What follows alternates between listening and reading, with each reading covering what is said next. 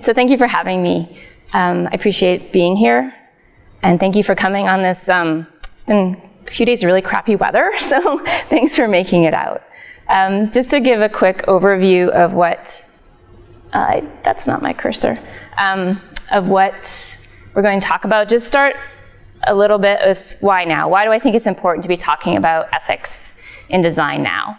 Then I'm going to tell you two stories. The first one is a pretty intense story, I won't lie. The second story is much shorter and a little bit more optimistic. And then talk a little bit about where do we go from here, given kind of the state of where things are at now in terms of design and ethics in design.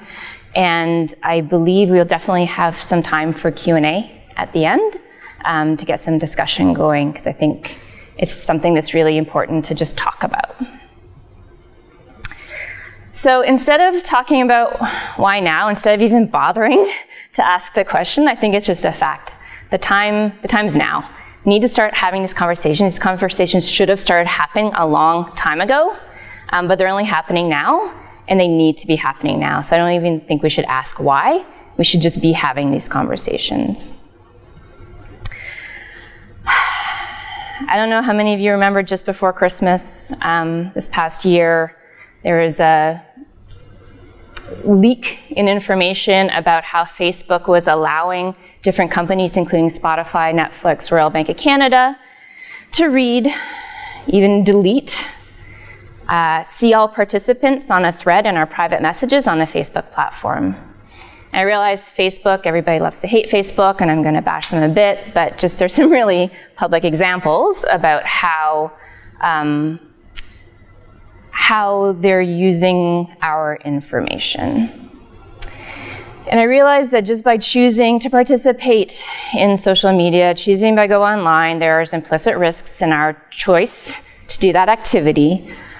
But even more surprising to me was what came out the next day by the Associated Press, that even if you had disabled sharing of your information, it was still being shared. A lot of these integration partners never even showed up in your user settings in Facebook, so you had no way of knowing that these people were accessing your data. Even if you had turned your data sharing, your information sharing off, they were still able to access it.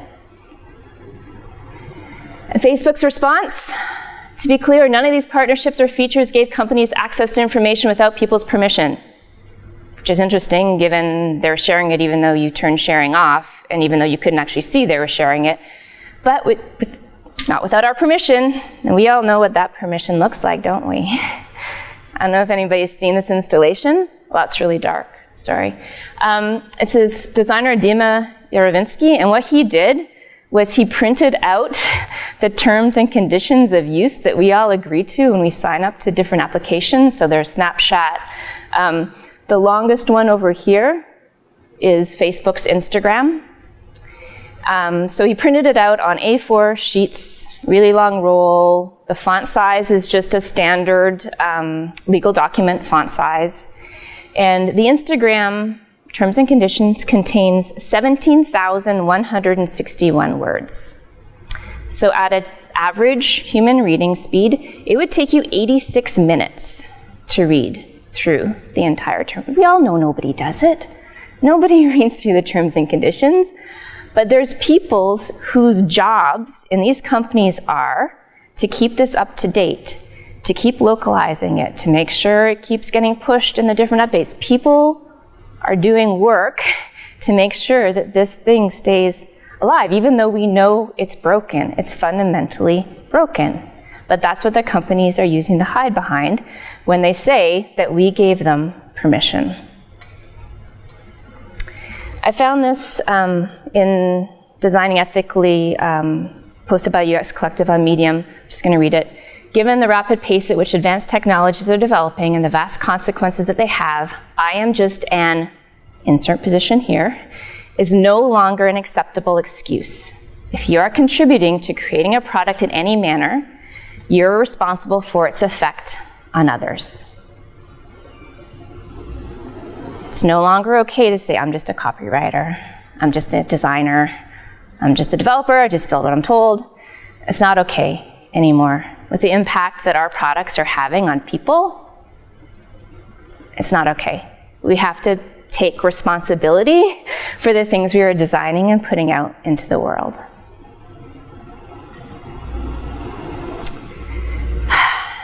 So I'm going to go back in time a little bit for this first story, the greatest crime ever committed by architects. And again, just to forewarn you, it is a bit of a strong story. So I'm a graduate from Carleton. I studied at the School of Architecture here twice.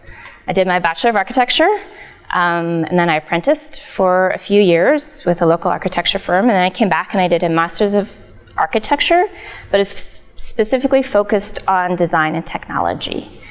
And that was my transition from kind of physical architecture to more digital architecture and interaction design. And as a student of architecture, we took no courses in ethics.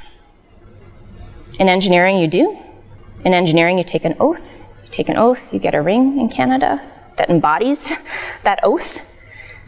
We didn't in architecture for a whole bunch of reasons. We do have there is a professional board that certifies you as an architect, and there are ethical courses you can take, but as part of our undergrad, we did not do. I don't know if that's still the case. Is anybody in here from architecture? No? So I don't know if they do. I do know that in the School of Industrial Design, there's a seminar course that you can take in ethics, and I give a similar talk in that course. But in architecture, we didn't. I was too busy trying to figure out how to pour concrete into spandex formwork. That was my focus. So then in fourth year, I had an opportunity to participate in a directed studies abroad program, and I went to Berlin. Did any of you see this exhibition? It was called The Evidence Room. It was on exhibit in a gallery in the School of Architecture. No? The exhibition principal or designer is somebody named Jan van Pelt. You'll see a picture of him in a minute. He's a professor at the University of Waterloo School of Architecture. And to him, if you read any of his descriptions about this installation includes the evidence of the greatest crime ever committed by architects. So these are full-scale reproductions of items from Auschwitz. So this is the gas column that would deliver the gas inside the gas chamber. This is a full-scale replica of the door to the gas chamber. There you could see both sides of it, so the side that the guard would see on the outside as well as the side that the people would see that were being murdered. And then this is a scale replica of the hatch that the Zyklon would be dropped down that would then create the gas in the room. It also includes 60 plaster casts of working drawings of the camp, receipts from contractors, and some photographs. So decades before this installation, when I was in my fourth year in Berlin, we went to Auschwitz. And one of the reasons we went to Auschwitz was to meet with Jan van Pelt. As I mentioned, he was a professor from Waterloo. At that time, he was teaching courses in, I'm just gonna get this right, culture and philosophy at Waterloo. But he had taken a sabbatical and he was doing a residency, a research residency at Auschwitz. And he was going through and he was looking at all the working drawings of the camp. And while we were there, we also went and heard him speak to talk about this research that he was doing.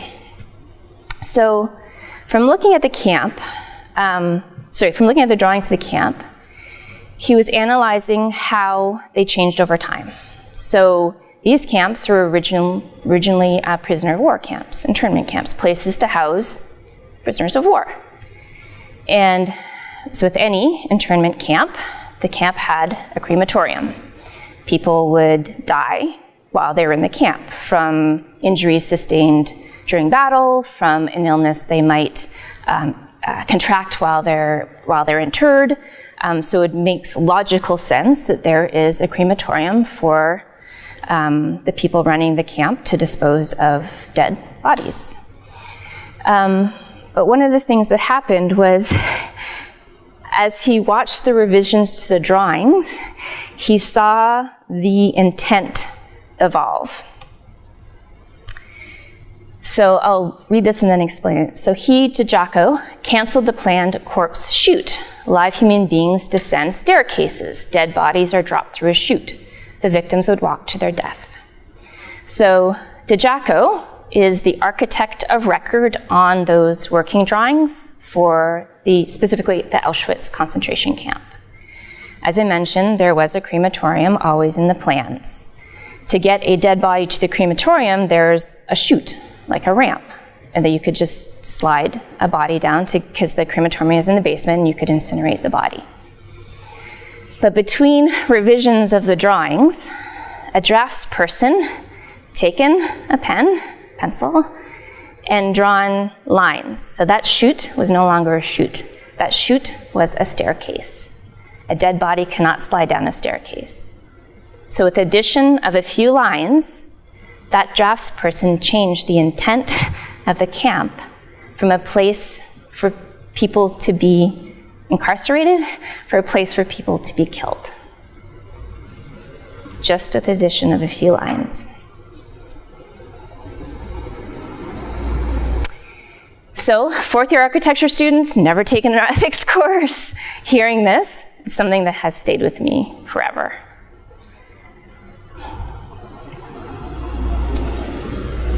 Right? But it's just a few lines. It's just a draftsperson. What did that draftsperson know about what they were doing? It's no longer an acceptable excuse. And I realize that's a very extreme example. But if any of you have seen Frontline, the piece they did on Facebook is a two-part series. One of the people talk about how Facebook as a platform is being used as part of the recent Rohingya massacre as a way to polarize the population. So the things we build are having profound effects. Okay, second story, hopefully a little more optimistic. This happened much more recently for me. As you mentioned in my introduction, I've been at Macadamian for 8 years now. We're a consultancy, so we do work with a lot of very different kinds of companies. And I remember I had just been a Macadamian for about a year when my boss at the time, Scott Plewis, brought us into a room to talk about a project that we were bidding on. We had not won the contract, but it was something that we were going after, we were trying to bid on. And part of what this company did was they created guidance systems. And those guidance systems could be applied to missiles. So Scott took us all in the room. He just wanted to let us know, okay, we're working on this proposal to do this work. I just wanted to let you know that if any of you are not comfortable working on this project for your own personal reasons, just let me know. And I'll just make sure that you don't have to work on it. Wow. That shocked me for a whole bunch of reasons. I'd never had an employer or my boss talk to me about kind of enabling our own choice when it comes to what we work on and what we don't work on. It was a very interesting situation for me. My sister's a major in the military, so I could see how working on something like this could help her and the people she works with. But we also understand guidance systems, bombs, ultimately they're there to destroy things. So for me, it was just a personal choice of, wow, if we won this project, would I want to work on it or would I not want to work on it? We didn't win the project, so I actually never had to have that difficult discussion with myself.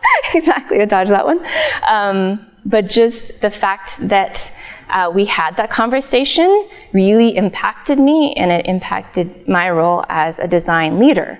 Because years later, and this was just 2 years ago, we had a project come in. I cannot name the name, but it has to do with national cybersecurity in Canada. And we were talking a bit about the project, and the designer I had in mind for it had a somewhat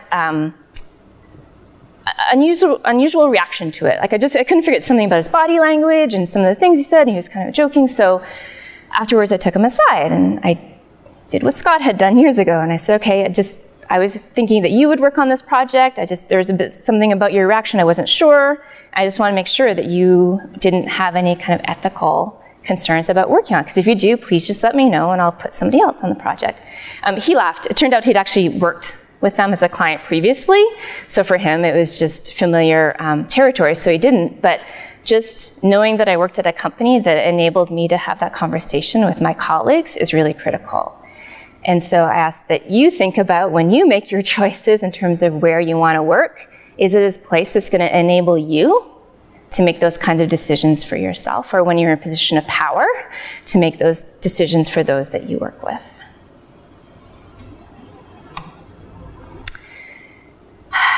So, where do we go from here? There's been a lot of talk about ethics in design recently. Were any of you at the Canucks conference? Okay. There was a lot of talk about ethics. We all know Mike gave a very rousing closing keynote about it. But another person who's been talking a lot about it is Kim Goodwin. And I got to see her at the Web at Quebec conference last spring, and she gave a talk around values are the experience. And this is from an interview with her, and she's saying, ideally as a practice, we have do no harm as the first tenet of our work. And when she's talking about values as the experience, and you can see a recording of her talk online, she gave it at UX Lisbon, and they make their talks available on Vimeo. What she's focusing on is that it's okay for us to all say we have values, but it's really under duress that the action we take is when we really exemplify. Because a lot of times people tend to follow their values when it's convenient. And it's really when things are not convenient that we really reflect what it is that we care for. And for us as designers, we should really have do no harm as the first tenet of everything that we do. And one of the things she refers to in her talk is the Nuremberg Code. Anybody? How many people are familiar with the Nuremberg Code? Okay. So the Nuremberg Code is based on a code that was actually being developed before the Second World War by a bunch of doctors in Germany. The code was put in place. Hitler disbanded the code, said they didn't have to follow it anymore. But then as part of the Nuremberg trials, after the Second World War, there was, in parallel to the trials, there was another symposium, and a bunch of healthcare professionals came up with the Nuremberg Code. And it's the code that doctors follow when doing any kind of research with people.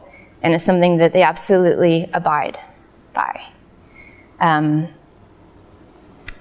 The thing that struck me about it when I went through it after Kim's talk was, number one, so that as a participant, you are well informed and you understand what you are consenting to, absolutely.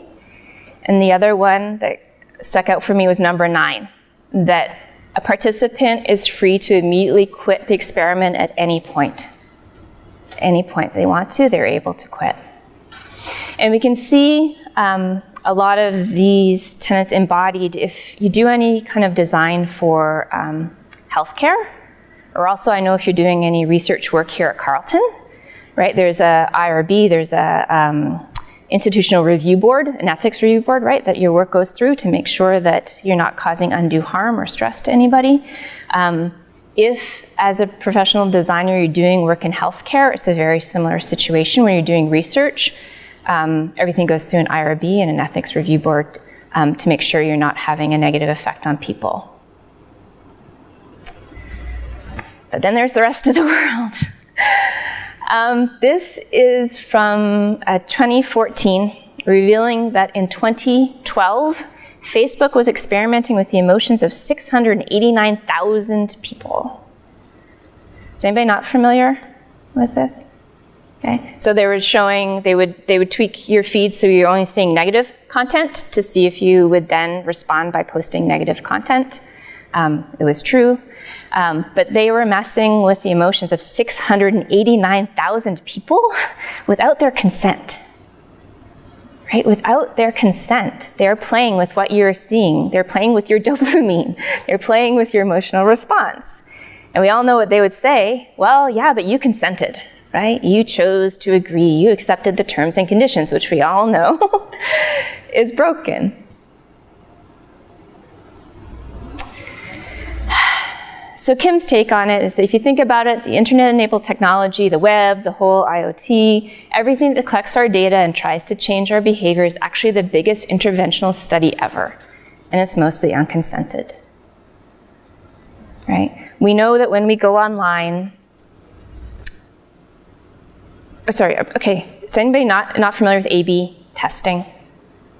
Everybody's familiar with A/B testing? Okay, right? Every time we use an app, every time we go to a website, we are constantly being tested on. So many companies are using A/B testing to optimize everything, to make us buy more, to make us spend more time online, right? We don't agree to that. We don't agree to A/B testing, but it's something that's constantly happening out there. Another person, and I know most of you who went to Canucks are familiar with Mike. And Mike has very outspoken. He did the closing keynote at Canucks. He's been very vocal about Jack Dorsey, the CEO of Twitter, and how he believes that Jack should step down because Twitter continues to enable Trump, who declared war on their platform, even though Trump violates so many of their terms and conditions of use with his tweets. Yet they keep him on because he's worth so many billions of dollars to Twitter by having him on their platform. And to Mike's point, like every other human being on the planet we share, designers are part of a social contract. By choosing to be a designer, you're choosing to affect the people who come into contact with your work. That is what we do as designers. We design things to help people get stuff done, ideally, and by doing that, you're affecting them. We have an effect on people with the things that we make and build. So Mike's not very optimistic about how things are right now. And so what he's doing Kim saying, okay, could there be something like the Nuremberg Code that we put in place as designers? What Mike has done is he's come up with a designer's code of ethics. It's easily available online. I mean, it's not complicated, but what it's talking about is being inclusive, thinking about the impact that we have on those. And the thing that Mike leaves with at the end is your job is a choice. Please do it right. So we choose to work where we do and to do the work that we do. So please think about it and do it right. Right? You can no longer say, I'm just a designer. That's not an excuse. You're having an impact on the people that you're designing and doing research for.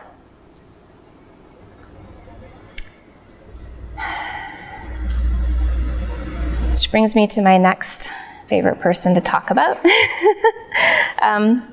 Does anybody know who Tobias Lütke is? Anybody? You guys falling asleep? Okay, you do know? Okay, he's the CEO of Shopify. Huge company in town, hires a lot of people, a lot of good friends that work there. Does anybody know, what's Breitbart? Anyone? News agency, a little bit to the right. A little bit to the right, yes. So, Breitbart's store, obviously the funds from which help keep Breitbart alive, spreading its right-wing news. Breitbart's store is hosted on Shopify. Shopify is the underpinnings of Breitbart's store. This hit the news back in early 2018. I think it was revealed that Breitbart store, and I mean, just think you could go get your beer cozy for the Citizens Department of Justice to go patrol the wall to keep all those terrorists from coming in Texas. Anyways, when I leaked out that Breitbart was hosted on their servers, Tobias' response was, if we start blocking out voices, we would fall short of our goals as a company to make commerce better for everyone. Instead, we would have a biased and diminished platform. That post went out on Medium. It's no longer on Medium, it's now been removed, but you can still find it on his own personal blog. So when I gave this talk as a seminar to the industrial design students late last fall, a lot of them at the end of it asked, yeah, but we need to get experience, right? We need to get jobs. Absolutely, you do understand that. I'm sure that the people I know that work at Shopify have made their own decisions about why they would choose to continue to work there. It's up to you to decide for yourself what you're comfortable with, how history might judge you in the future for your decisions, but something that we have to make as decisions for ourselves. And to take things a little heavier again, I saw this tweet through an article that Mike Monteiro. Historians have a word for Germans who joined the Nazi Party, not because they hated Jews, but out of a hope for restored patriotism or a sense of economic anxiety, or a hope to preserve their religious values, or dislike of their opponents, or raw political opportunism, or convenience, or ignorance, or greed. And you could add to clothe their children, pay their mortgage, feed their family. And the word is Nazi. Nobody cares about their motives anymore.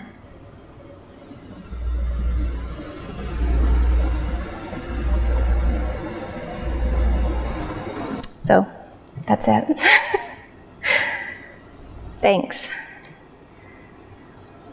Any questions or conversation you'd like to start about it? Ron's ready. Yes. So I think it's been socialized a lot, communicated a lot through the media, such as the Frontline show. There's lots of other stuff out there. What do you think, or how can we bring this into design more operation? For example, how would I modify a usability test? Maybe that's the right or wrong tool to look at ethical issues. Or how would I do an ethical heuristic evaluation? And do we need an ethics officer in companies of a certain size? Because I remember Timon works at Macadamian as well. He did a talk for CapCai maybe 18 months ago or something like that. And I asked him, so, because he's talking about the Internet of Things and how everything's going to have a camera on it and watching you and your behaviors and stuff. So I said, do you guys have an ethics officer, or who does the ethics review in your company? And they said, well, that's the UI designer, the UX designer. And I said, so how do you do it? I didn't have an answer to that. Any thoughts on how we operationalize it? Yes, a lot of thoughts. So I think in part, having done so much work in healthcare lately, there's a lot that could be done better in terms of consent for research participants and how we obtain consent. Just for whatever research we're doing, I think there's a lot more rigor that could be brought to that if we could kind of expand the requirements you have to adhere to in healthcare beyond healthcare, so regardless of the domain. Just to be really clear about the research that we're doing. I also think that all too often, once the product leaves, we're kind of done. We're kind of out of there, right? And I think as we've seen with so many platforms, once they're out there in the wild, only then do you start to see how its use can be subverted, and how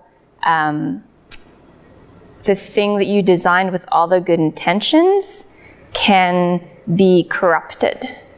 So I can't help but think that maybe there's an additional phase that needs to be added, but then the question is, well, who's going to pay for that? But there's something around that monitoring of the thing once it's out there to see how it's actually being used, and are there things you need to do to then improve or make changes in the design to reaffirm the kind of goodness that was intended by it. I think things like this talk and things like that ethics seminar that the industrial design students could take here at Carleton, I was so inspired hearing what those students are thinking about and talking about, and how seriously they were taking their responsibility as designers and the impact they were having on people. I think that our generation has blown it, and I think that the next generation having courses like that can help change it from the ground up when they start asking questions when they get out into the industry. Yeah, like I just feel like a lot of the times people, it's not necessarily bad intentions, it's just that, designing ethically or doing research ethically is actually very complex. There's a lot of kind of fine details because, there's the whole consent form, but there's also kind of how you design your study, how you recruit your participants, how you can accidentally exclude a part of your population from your study, and then you only base your results and your design decisions on, like let's say you don't make your like a survey accessible to everyone, then you only base your results on the people who are accessible. So it's biased. And I feel like not because design like welcomes people from a lot of different fields, which is great, but at the same time, if you don't have someone on the team who kind of has that bring the other voice, raise the red flags, then it could easily go wrong without the designers even knowing about it. Yes. But I also think ignorance can only be excused for so long. So I think there are things to do. And I mean, back to kind of Mike's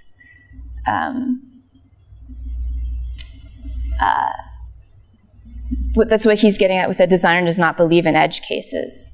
That is so important to be inclusive in our designs, to think about to think about how we might be unintentionally excluding people by the decisions we're making, either through the research or actually through the design of it. Are there any other thoughts to Ron's point? Yeah? I'm just thinking about the ethics process that we have to follow before we conduct our studies, and it's a compulsory part of the process.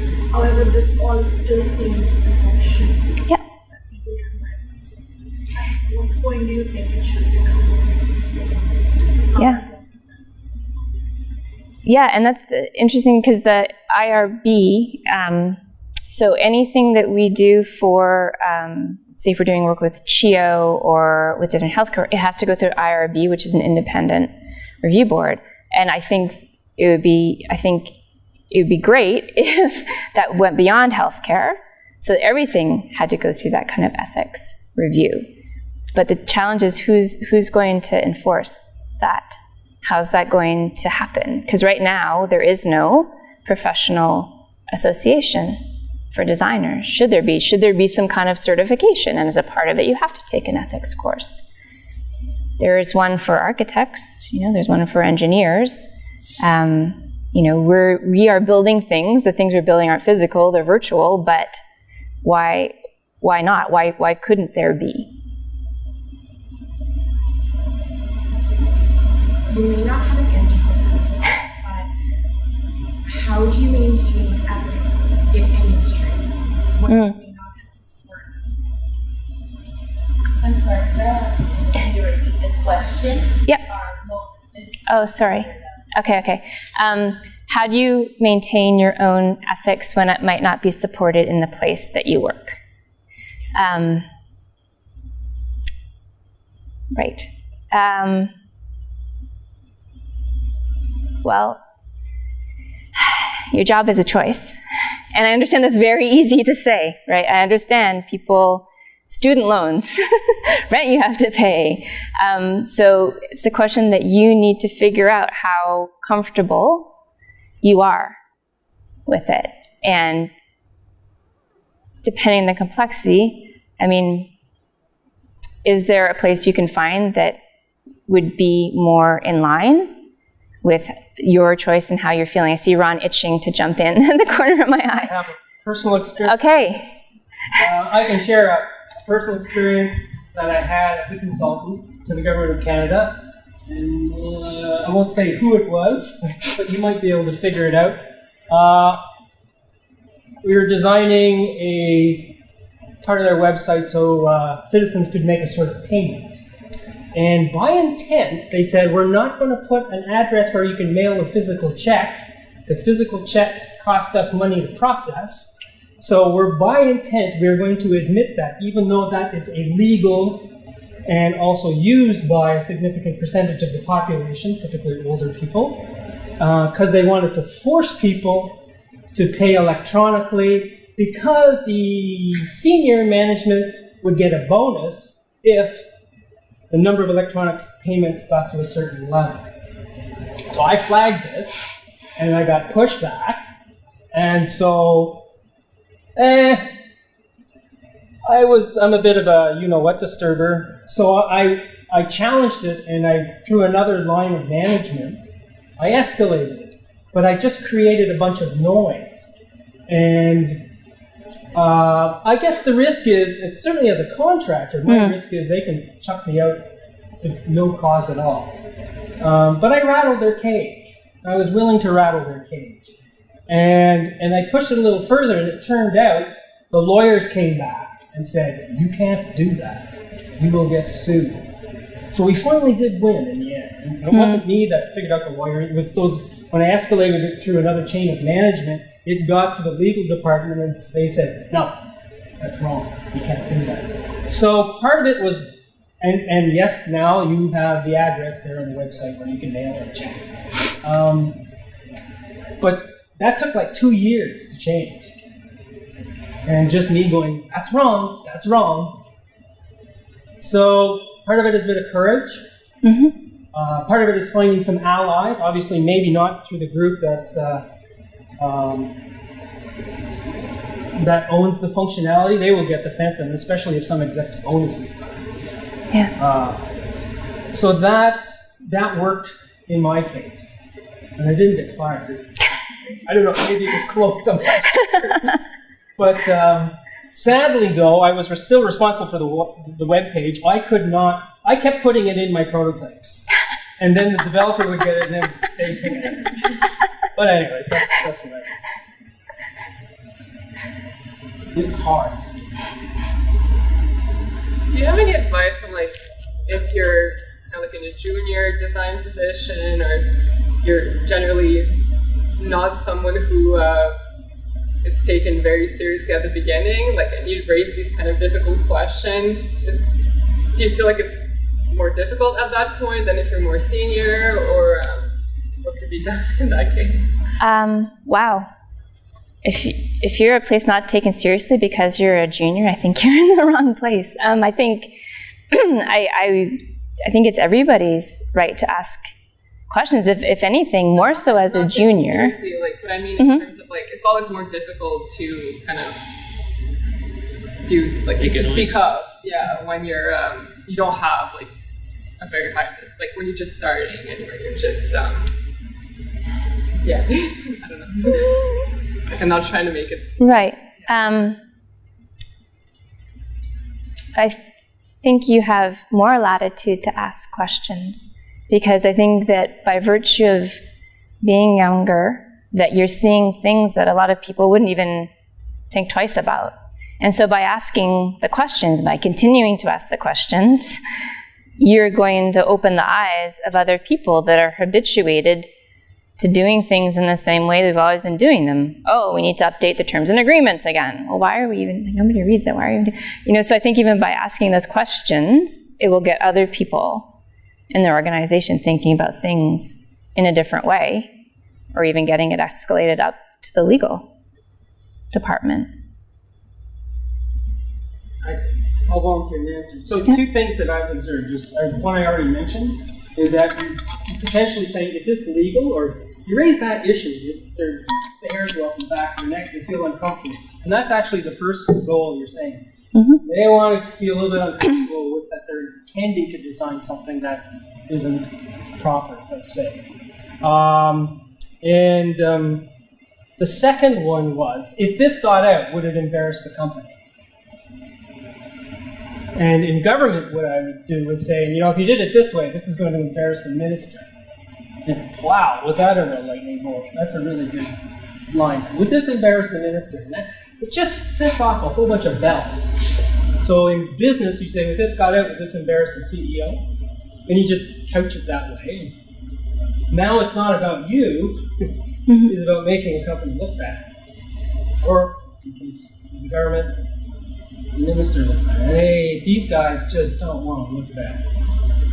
They just make you poke these little buttons, and it can take the pressure off you a little bit. But I agree, that is so hard as a junior designer, and you may get pressured more than others to make these decisions too.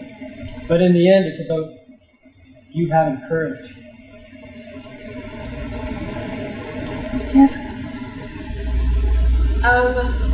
This is maybe not necessarily a question. I want to share some observation. My background has been entirely in psychology, even though I had training in user experience, human factors for several years, but it was also coming from psychology. And actually today I was a little bit surprised to hear this, because it never occurred to me, even though the two fields, design and psychology, are both dealing with human participants, that this is something new to because in psychology, it's the ethics issue has been so ingrained that from day one, we know that we're dealing with human participants and we always need to get ethics.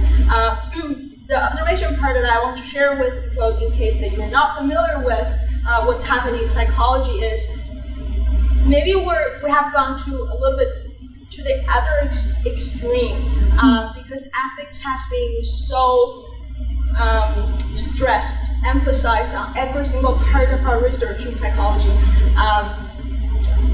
A lot of researchers, especially in North America, have felt because of the ethics, it takes them longer to finish the research, and they've been trying to find ways to either bypass or shorten the process. For example, instead of, say, collecting data from North American children, they go to some other countries where the ethics is less stringent, let's say China. I've known professors who deliberately changed their pool of samples just because they felt they couldn't finish the research here in North America. Or we all know the value of having longitudinal studies where you collect data from the same participants over a period of time. But that is notoriously known to be hard for getting ethics. So instead, we do cross-sectional studies. We collect data from a larger pool of participants, but just at a single time point. So that the ethics, what I'm trying to get at is the ethics has affected researchers in psychology in a different way. And maybe this might happen to, say, design along the road, down the road. And I hope that designers don't have to go through the same process that psychology is currently going through, because that certainly has negative impact on the research. So I'm just curious, as a profession, given people are now doing things to kind of bypass, is there any movement to try and adjust There has been things? I know. For example, if you want to collect data from even a foreign country, you still have to go through some kind of ethics, as long as you, as the researcher, is here. But I personally haven't gone through that process, so I've only known this through conversations with other friends and colleagues. Well, that's the thing. I mean, we're so behind in getting to this. I hope that there's just so many good practices that we could learn from other disciplines, right? From engineering, from psychology, from so many different people that have already been looking at this and trying to figure out how to actually implement it psychology has gone through similar horrifying stories in the 50s and 40s. The prisoners allowed experiment, and some of the stories like trying to make a child develop this association between a mouse and some negative emotions, and that child might be traumatized ever since. Those were all written in textbooks, and we learned those. Well, even the one I told about with Facebook manipulating our feeds to evoke emotional responses, that was actually, I think it was Stanford that was somehow involved in this, but because it was Facebook somehow conducting the experiment on their behalf, that's how they bypassed the whole consent for it. So Stanford was still using the data from the experiment, but because Facebook was doing it, they got around the whole issue of ethics and consent, because there is no regulation for the stuff that we're doing and Facebook is doing.